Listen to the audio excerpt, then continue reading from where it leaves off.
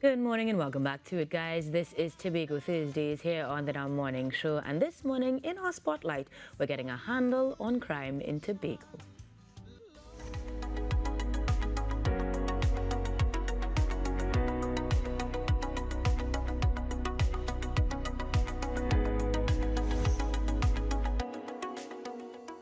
Back in 2022, we reported 10 cases, 10 murder cases in Tobago.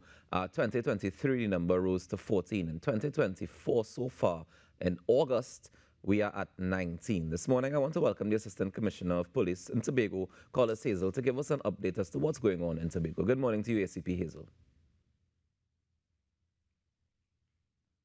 For viewers, it's always a pleasure to be on your program and to report to the nation as to the security concerns of Tobago. Let me start by asking ACP, what do you think is responsible for the upsurge in crime that we see in the numbers that we've seen? We've seen 19 so far murders in this year alone, which is higher than we saw for the entire year last year. What do you think is responsible for such a drastic increase? So our increase in crime really is just increase as it relates to our murders. We continue to fall under the amount of serious crimes. However, we have had a drastic increase in terms of our murders, and this is predominantly as a result of gang violence. And of course, we have had crime displacement moving from one area to the other. And of course, not leaving out the fact that we have had homegrown criminals in the Tobago space. All right. So seeing that we've had this increase, you're saying that these are the reasons. How many of the murders from last year were we able to solve up to now, up to this date? My last information, we were at 40% of the murders of last year. As All right, fantastic. Well, I mean, we hope that that number could definitely increase, right? But what are the plans to deal with this upsurge in crime in Tobago? Okay, so the Tobago Police Division, under the leadership of ACP Hazel, of course, a member of the executive of the Trinidad and Tobago Police Service, we continue to utilize various strategies in policing in order to adjust the crime situation on the island. Of course, we look at it from the point of looking at both our human resource and, of course, looking at it from providing upping that alley, and of course our policing strategies in order to deal with the incidents of crime. Quite recently, of course, you would have observed that there was an increase in manpower on the island with the new added facilities of accommodation and for our new IATF and Guard and Emergency staff. We have also benefited from the last recruitment from the new recruitment from the Trinidad and Tobago Police Service. And of course, that would have complemented our human resource intake at the Tobago Division. And of course, our strategies, we continue to employ new strategies in order to dismantle and to treat with gangs on the island. Of course, we are operating with a violent reduction plan on the island in order to treat with these issues. From time to time, you have seen new strategies where we have deployed the involvement of both the Trinidad and Tobago Defense Force, the Trinidad and Tobago Coast Guard, and of course, the TTPS working in a multi-pronged approach in order to deal with these issues of crime on the island. Do you think that approach is working so far? Well, I can say to you it is working because we have seen some success in terms of it. Quite recently, we were able to secure a firearm and ammunition including cash, drugs, off the street, and a lot of devices that were used involved in this in executing these types of offenses, cell phones and what have you. So I must take the opportunity to thank and commend the officers who are working relentlessly at this time in order to treat with such issues. And we continue to work together because, as you are well aware, crime is not a one-man show. We have to all unite and work together if we are to be successful in this approach in crime fighting. And clearly, national security apparatus have been working together.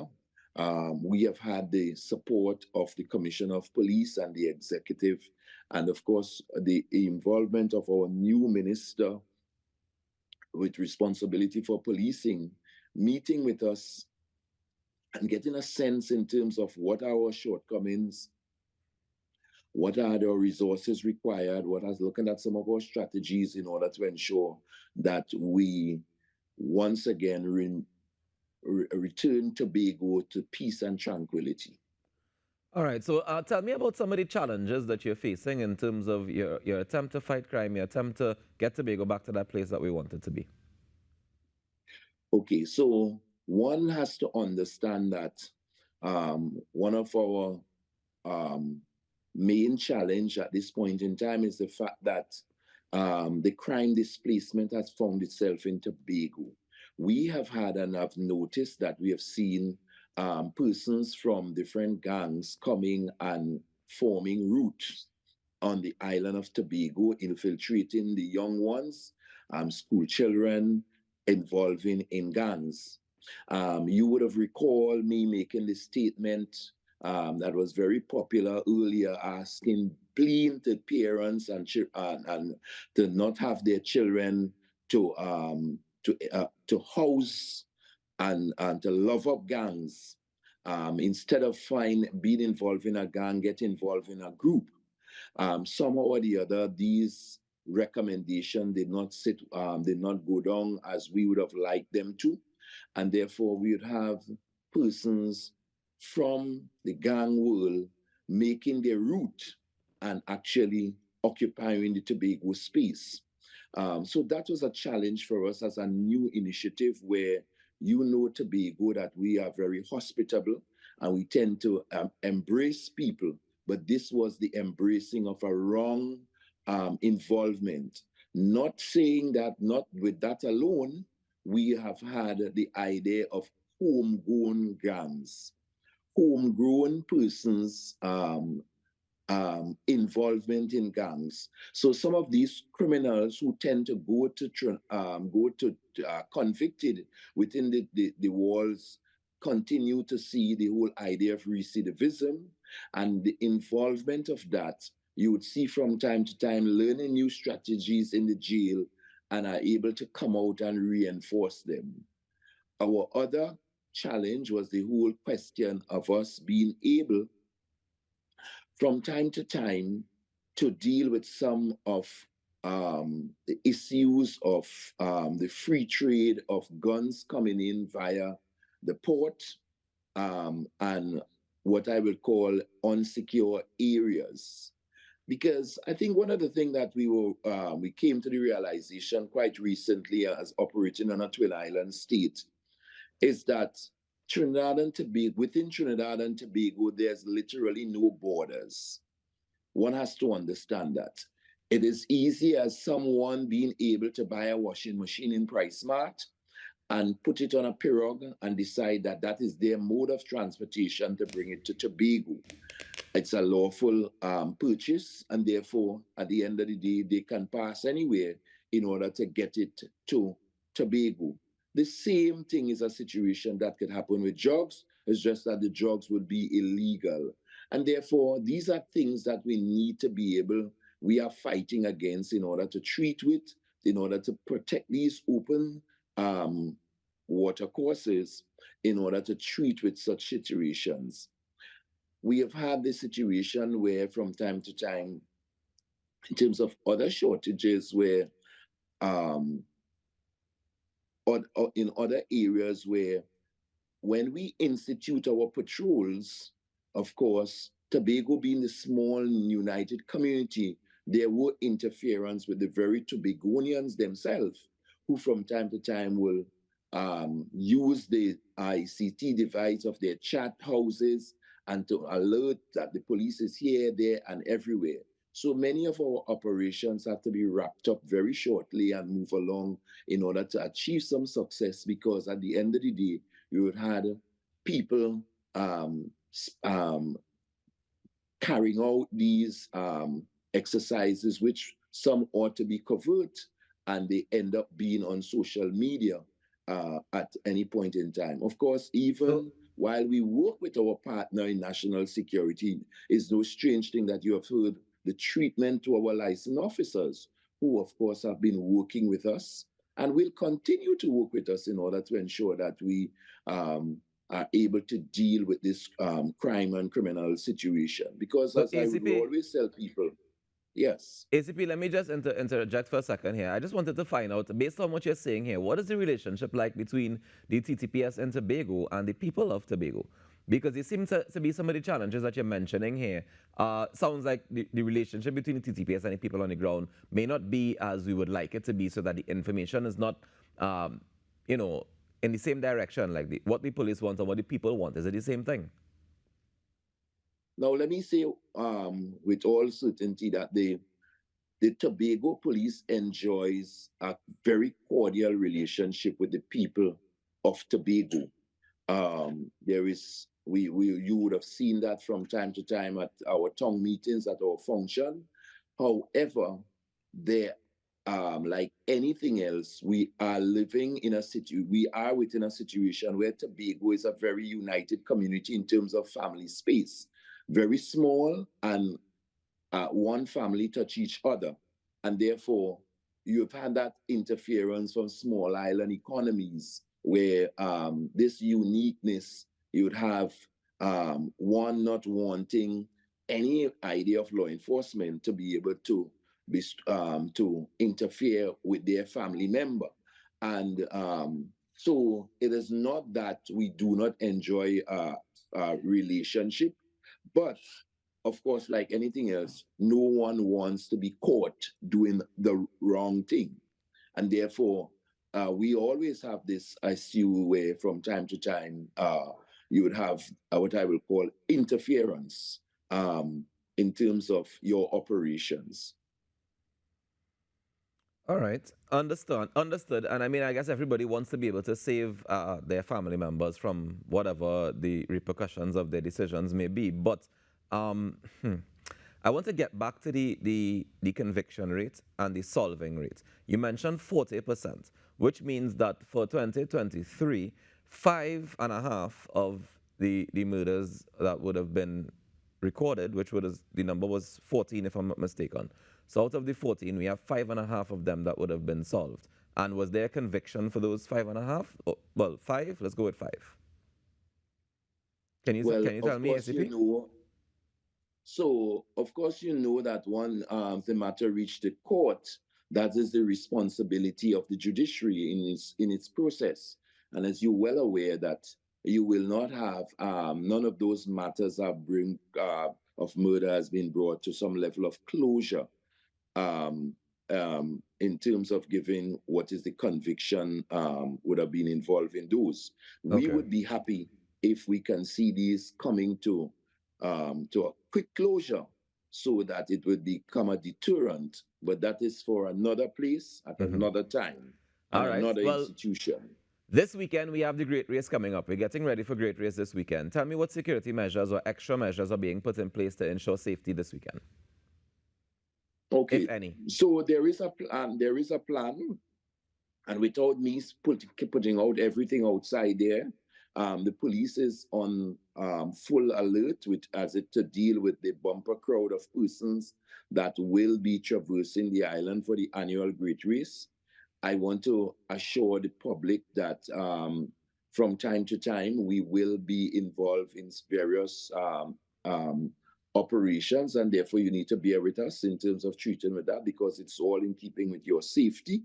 However, I just want to urge our citizens to be on the lookout, be your brother's keeper. If you see something, say something, utilize all the devices, all the mechanisms that are in place, that if you see a crime or criminality taking place, you need to report it to the police, whether overtly or covertly in this instance. I want to tell persons, you're going to a party, you're going to a fete, you don't need all these jewelry that from time to time can attract the wants of those wannabe persons who would want to ensure that you do not continue to wear them. So let's be on the safe side, so to speak. The police would be out there in our numbers, and therefore we continue to patrol with all our multidisciplinary team of members of national security in order to make our incidents safe. Nice. And that's where we are. All right, fantastic. Now, we've been hearing some feedback. The crime situation has been a conversation in the national space for quite some time, especially when it comes to what's happening in Tobago. We've heard some feedback, including from the THA, believing that there's too much talk and not enough action. How would you respond to that? I would want to say to you that everything takes time in terms of from planning to execution. One has to understand from time to time that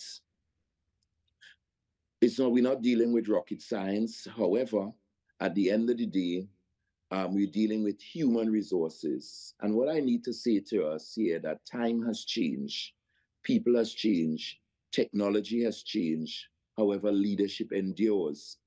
In this instance, one has to consider the whole question of some of the circumstances in which we are working with. I will not sit here and not say to you that our new system of the court in the new Ajupa system is running smoothly for our officers. And that is one that I will hope that we will soon get accustomed to and to be able to move, to get quicker response in that field, in that area. So what we were accustomed to in the past certainly is not happening now, with where we were using the situation of our justice of the peace. It is now a master of the court, and therefore it takes time and it is a different process. So while some people may be looking for a speedier result, one has to understand that crime fighting is multiple pronged, and therefore there are various agencies in order to bring the situation together. So while we can be outside there doing justice, bringing perpetrators to justice, we are not responsible for giving them small sentences at the court and sending them back out to recidivism and let it start all over again. Sometimes I see it, I must say to you, when I look at some of what we are doing, even as we deal with our children and crime and stuff like that. So we are the ones as the TTPS who go out there and we to execute our functions in warning, in arresting and so forth. They are taken to the court and they are given these small custodial sentence in some instances, sometime a warning, sometime an opportunity to just to go and to focus their attention as it relates to being supervised, police supervisee. And who do you think are the police supervisors? Who do you think is responsible for supervising? They are sent right back to the police youth club in order for us to deal with them. So we are arresting them, we putting them before the court, and they are sent right back to us in order to supervise and remediate their level of social dysfunction. And therefore, these are some of the areas in which the TTPS has to deal with from time to time. Okay, so from what I'm gathering, you're saying that you're not feeling the TTPS is not very motivated by the judicial system at this point because it feels as though every time you arrest somebody, they send them back out into the street or with a slap on the wrist. Yeah?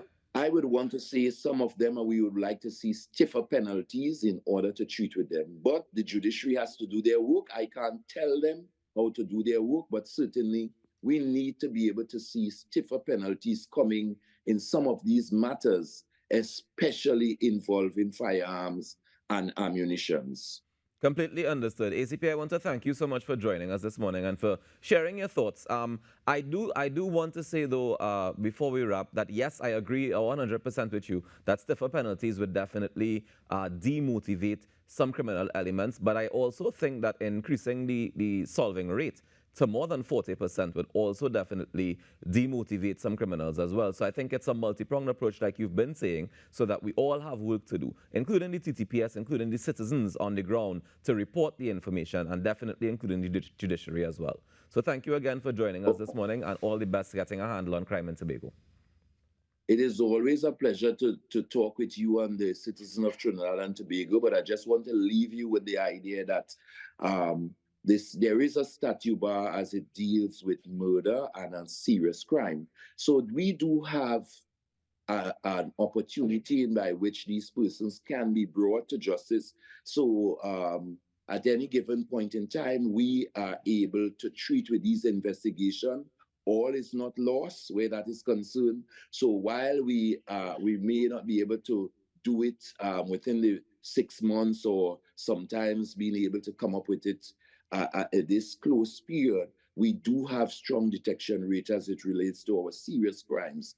However, one has to understand that Trinidad and Tobago focus has a different mathematical calculation and understanding of what serious crimes is as it relates to murder.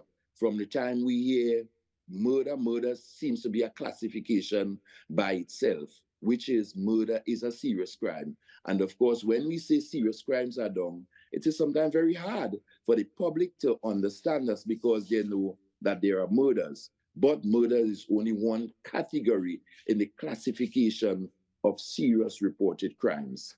Anyway, I thank you again for engaging me, and I look forward all the time in order to meet with the media, in order to share views on crime and other issues, and of course, to share the good news that the police is also bearing success in many of its endeavors. Have a blessed day, Trinidad and Tobago.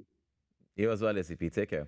Ladies and gentlemen, that's ACP Collis Hazel, the Assistant Commissioner of Police for Tobago. Let's take a quick break and come back with more inside the Now Morning Show. Help my nation, no quest for unification.